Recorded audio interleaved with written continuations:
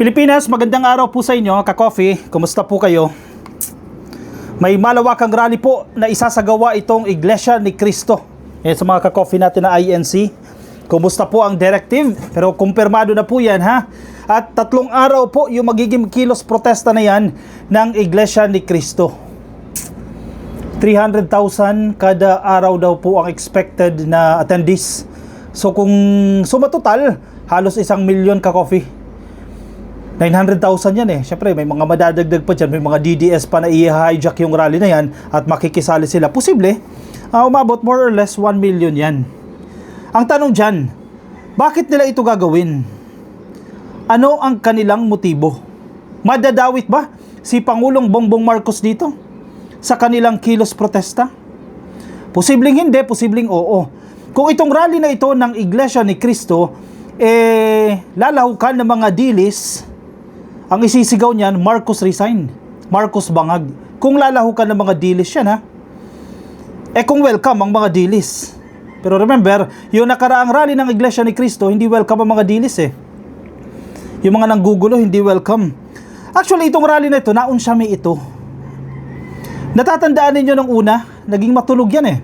Magkakaroon ng kilos protesta. Tatandaan nyo yan? Naunsyami yan. Ibig sabihin, hindi po yan natuloy. So ito po yung pagkakataon na itutuloy na nila itong malawakang rally na ito. Hindi ito biro, ha? 300,000 a day. Kung totoo man ito, and I think totoo yan, ha? 300,000 a day. Per day. 3 days yan. So 900,000. Malaking bilang ito. So, bakit gagawin ito ng Iglesia ni Cristo?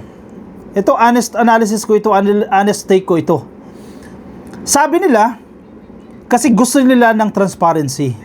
Siyempre, nagpapakita sila, nagpapahayag sila na dapat managot yung mga dapat managot. Okay? That's the first objective, no? Second, ito po ipagpapakita ng puwersa. Malakas kami. Ganito kami kasolid. Nagkakaisa kami. Huwag nyo kaming banggain. Ganito kami kalakas.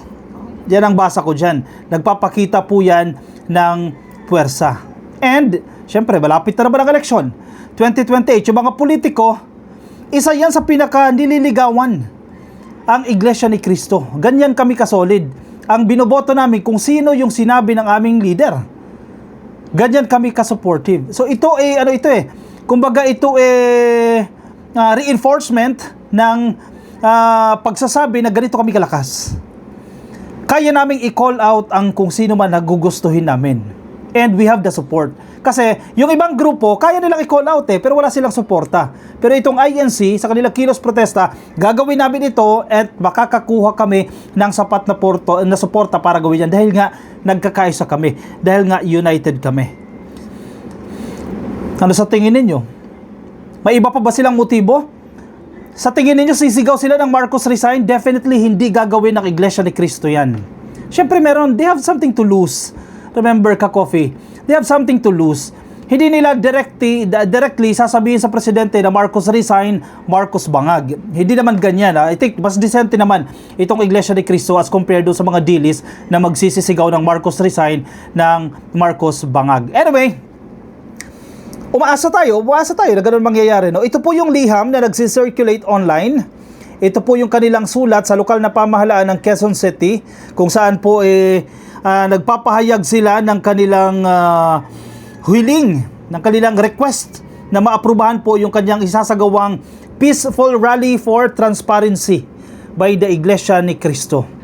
Peaceful rally for transparency. That's the keyword, no? Transparency. Gusto namin maging transparent ang gobyerno. Wala na iba. Gobyerno naman yan eh. Though minsan, hindi mo rin sila masisisi. Diba? Kasi daming nakawan eh. Lalo na ng panahon ni Digong eh. Talamak yung nakawan na yan eh. Actually, maswerte pa. Maswerte tayo ngayon. Si PBBM ang presidente, nabulgar yung mga nakawan na yan. So I think, itong panawagan ng Iglesia ni Cristo ng for transparency, in a way, suporta din ito sa ginagawa ng administrasyon. Mas transparent itong gobyerno na ito as compared sa mga previous administration. Walang doubt dyan. Tira mo, ngayon niya nagkakabulgaran niya kasi nung panahon ni Digong, hindi nabubulgar yung mga kalokohan na yan. So in a way, itong pinapanawagan ng Iglesia ni Cristo ng transparency, ginagawa na po yan ni PBBM. Huwag kayong mag-alala. Ginagawa na po yan.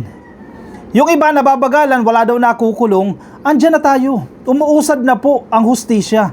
But we have to respect yung due process. Diba? Kasi kung walang due process, tsugiin na lang yung mga yan. Parang digong style yan. At sinasabi na rin ng presidente natin yan. Kapag walang due process, at the end of the day, or in the coming days, or in the coming months, in the coming years, mababaliktad yung ruling ng korte. Maabsuelto lang itong mga magnanakaw ng mga politiko, magnanakaw ng mga kontraktor. Gusto nyo ba yan? Hindi tayo dumaan sa due process? In the first place, nakasaad sa ating konstitusyon yan. Nakasaad yan sa ating saligang batas. Ang ginagawa ng ating presidente, alinsunod sa konstitusyon. Huwag tayo masyadong excited. Yung iba dyan, masyadong excited. Hala, sige, rally tayo. Guluhin natin ang gobyerno. Kasi wala naman nakukulong eh. Maghintay kayo. May makukulong dyan. Sinabi na nga ng ombudsman, sinabi na mismo ng DPWH, may mga magpapasko sa kulungan. Dyan sila magse-celebrate ng Pasko sa kulungan. Kaya kaunting pasensya, kaunting hintay, kaunting understanding. Hindi biro ito, mabibigat po itong mga kalaban na ito kasi may nagsi-circulate online, ganyan. Sige, mag-post ka ng hate, ganyan. Magsuot ka ng pulis ng uniforme ng pulis, makukulong ka. Unfortunately, that's the reality. Pero wag nyo namang sabihin na porkit maliit na tao lang nakulong, yung malalaking tao hindi nakukulong. Yes, at some point, maiintindihan natin yan. But we have to be careful. Yan ang sinasabi ng presidente. Kailangan natin maging maingat. Kailangan natin maging pulido sa pagsasampa ng mga taong ito. Dahil kayo na mismo nagsabi, hindi ordinaryo itong mga tao na to. They all have the resources. May pera sila, may salapi sila para ipambayad sa kung sino-sino. Gusto nyo ba yun? Mababaliktad yung kaso. Alam natin na nagnakaw yan, pero dahil sa connection nila, dahil sa resources nila, dahil hindi naging maingat yung paghawak ng ebidensya, mababaliktad yung kaso. Gusto nyo ba yun? Ayaw natin yan. Ayaw ng presidente yan. Kaya kaunting pasensya pa. Sa mga magrarally, sa mga planong lumahok dito sa rally ng Iglesia ni Cristo, I think open naman yan. Wala sila magagawa dyan kung may hindi INC na gusto mag-join ng rally. Isipin ninyo ha, tingnan ninyo. Baka nabubulag kayo sa ibang impormasyon na ibinabato sa inyo. Tanging ang presidente na ito ang nagbulgar ng mga kalokohan na yan. Yung iba alam nila na may kalokohan, pero wala silang ginawa. Itong si PBBM, hindi dahil sinusuportahan ko ang presidente, but you analyze the situation. Panahon ni Digong, sinabi niya yan, pero wala siyang ginawa. Sabi ni Joel Villanueva, kami yung nagbulgar niyan, pero wala siyang ginawa. May nagawa pa si Joel Villanueva? Si presidente may nagawa. Binulgar niya yan sa SONA. Hindi nagtapos sa SONA. Hindi nagtapos sa isang statement gaya ng ginawa ni Digong, nagtapos sa isang statement. Ano ginawa ng presidente? Sunod-sunod. Nag-inspeksyon sa mga flood control projects. Nabulgar yung mga ghost flood control projects. Gumawa ng sumbong sa Pangulo.ph para mas magkaroon ng platform yung ating mga kababayan at maisumbong nila yung mga sa tingin nilang anomalya dyan sa lugar nila. Anong ginawa doon sa mga sumbong? Pinuntahan, ininspeksyon. Gumawa ng ICI. Napakalaking hakbang yan. Ginawa ng ICI para mapabilis yung investigasyon na yan. Ang Supreme Court nagkaroon ng special court para didinggin. Yun lang yung mga kaso sa flood control projects para mapabilis ang ruling. Di ba? Ang DPWH nilinis ni Secretary Vince. Hindi pa man tapos. Pero marami na po ang nalinis. Marami na po ang nakasuhan. Do you get my point? May ginagawa. May ginagawa. Yung iba sa inyo, siguro walang ginagawa. Nagiging impatient na galit na kayo agad. Please, kaunting konsiderasyon. Mahirap itong ginagawa na to at mabibigat itong mga tao na to. Anyway, sige, balik tayo dito sa rally ng Iglesia ni Cristo. Ito yan yung receiving copy ito ng liham, no? Kay Mayor Joy Belmonte. Basahin ko na lang, maikli lang ha.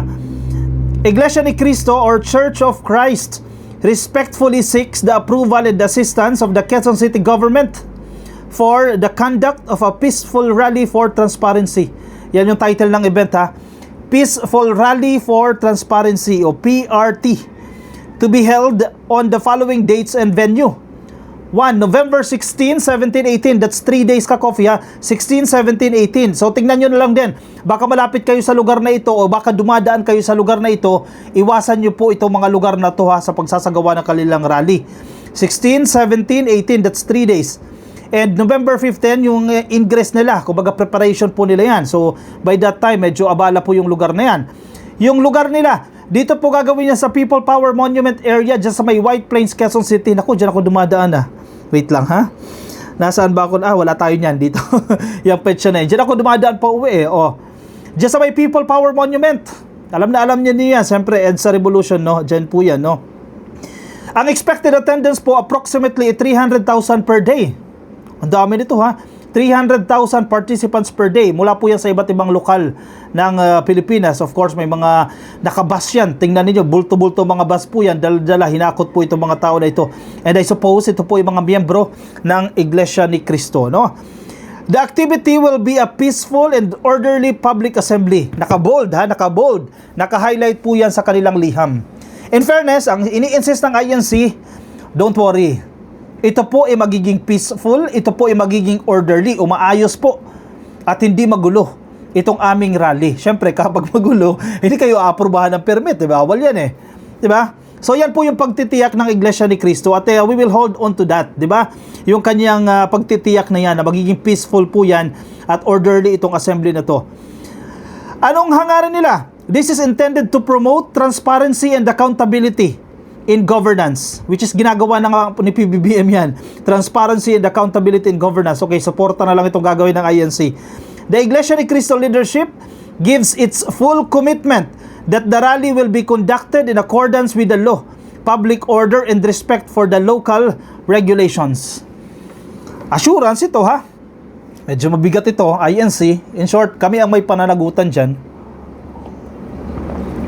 Pag nagka-problema, nagkabulilyasuhan, nagkalugo, nagkagulo, nagkaloko-loko na, accountable dyan ay INC. Yan ang pangahawakan natin, itong statement na ito. The Iglesia ni Cristo leadership gives its full commitment that the rally will be conducted in accordance with the law, public order, and respect for local regulations. Sisingilin sila niyan pag nagkagulo. We likewise request the assistance and coordination of the Quezon City government through the departments concerned such as Department of Public Order and Safety o yung PDOS, Quezon City Police District o QCPD, and Traffic and Engineering Offices to ensure public safety, smooth traffic management, and sanitation during the event. We are confident that with the city's government support and the church's firm commitment to discipline and order, the event will proceed peacefully and successfully. Yan po ang liham mula sa central office na ito no? Ng Iglesia ni Cristo. Tingin ninyo, aaprubahan ng Quezon City government yan? Definitely. Aaprubahan yan ni Mayor Joy Belmonte base sa liham. Malinis naman yung intention, no? Kaso, traffic yan. Matinding traffic yan. Anong araw ba yan? 16, 17, 18? Naku po, linggo. Sabado yung preparation, linggo, Lunes, Martes. 3 days yan, ka-coffee ha, malaking abala po yan, pero wala tayong magagawa, karapatan po nila yan. As long as this will be permitted, this will be allowed by the Quezon City government, then the event should push through. Diba? So mangyayari at mangyayari yan, but kailangan pong panghawakan ng Iglesia ni Cristo yung kanilang pangako na magiging maayos po ito at hindi magiging magulo. At the same time, sila din po ang may pananagutan sa kung ano man po ang mga mangyayari. Diba? Sila naman yan nakalagay naman dyan sa liham na yan na kanilang ipinadala. May mga makikilahok ba dyan? Definitely. May mga dilis na makikisawsaw dyan, makikisigaw sila dyan. Expected na po natin yan na gagawin nila yan kasi kailangan nila manggulo, di ba? Gagawin po nila yan. So, expect na medyo magiging magulo po yan. Definitely ang PNP, magdi-deploy sila dyan ng mga tauhan para i-secure yung lugar na yan. Sana wala na po yung mga batuhan kagaya ng ginawa nila recently dyan sa may Ayala Bridge, no? Kung saan sinunog nila yung dump truck ba yun? Yung container van, no? Sinunog nila yan, nagkaroon ng batuhan at dinamay nila yung mga private establishments, halimbawa yung Sogo Motel. Dinamay po nila yan, yung mga nakapark na motor, pinagtutumba nila, binasag nila yung salamin, and I hope na hindi magiging ganyan po ang sitwasyon. But syempre, kailangan natin mag-prepare sa mga possible scenarios, no? Hindi dapat maging complacent dyan. Anyway, good luck sa mga lalahok sa rally. Pero please, ang pakiusap po namin sa inyo, kalma, no? Baby, kalma. Kalma po kayo. May ginagawa po ang presidente, no? Hindi natutulog ang presidente, hindi tamad ang presidente, hindi pagala-gala ang presidente gaya ni Sara Duterte. Si Marcoleta, ano magiging papel niya dyan? Siyempre, si Marcoleta po miyembro ng Iglesia ni Cristo. Si Marcoleta vocal sa mga isyung panlipunan. Definitely, siya po isang senador. Si Marcoleta napapansin natin against sa gobyerno. sorry for the term, no, critical, no, not against, no, kasi sige, let's be kind, no, hindi against, critical sa administrasyon. Si Marcoleta ang nagdadala ng mga witness na hindi na mahagilap dyan sa Senado, na syempre hindi mo naman maiiwasan isipin na iglesia yan eh. So ano to, spokesperson ba yan o magsusulong ba yan ng interes o kung ano man. Anyway, umaasa tayo na magiging maayos. Yan na lang po ang aming hiling, no? Maging maayos po itong inyong kilos protesta. O siya, sige, i-komento po sa mga ka-coffee natin na nakikinig ang inyong mga nais po sabihin. Komento lang po dyan sa ating comment section para mabasa po yan ang iba natin mga ka-coffee. Iba na sa Facebook, please like and follow. Kung di pa po kayo naka-like and follow yung mga nasa YouTube, baka di pa po kayo naka-subscribe, subscribe na rin po kayo. At yung mga nasa TikTok, subscribe na rin po kayo. And I'll see you ka-coffee in my next video. Mamaya po ha, 6 p.m. Alam nyo na, pag Wednesday, Salamat PBBM Podcast yan. Wednesday yan ha, every Wednesday, Salamat PBBM Podcast. Hihintayin namin kayo ha. Alas 6 po yan, kasama natin si Palerista TV. At of course, si Yayam Dizon. Yan, tatlo po kaming host dyan sa Salamat PBBM Podcast. And of course, kasama din natin ang ating mga producers, si Mark Ian Everyday at si Alex Catalan ng 31 Million Movement. Kasama po natin sa Salamat PBBM Podcast, of course, ang bagong Pilipinas Studios na lagi pong sumusuporta sa atin. See you mamaya ka-coffee 6 p.m. sa Salamat PBBM Podcast. Expect po namin kayo. Bye-bye.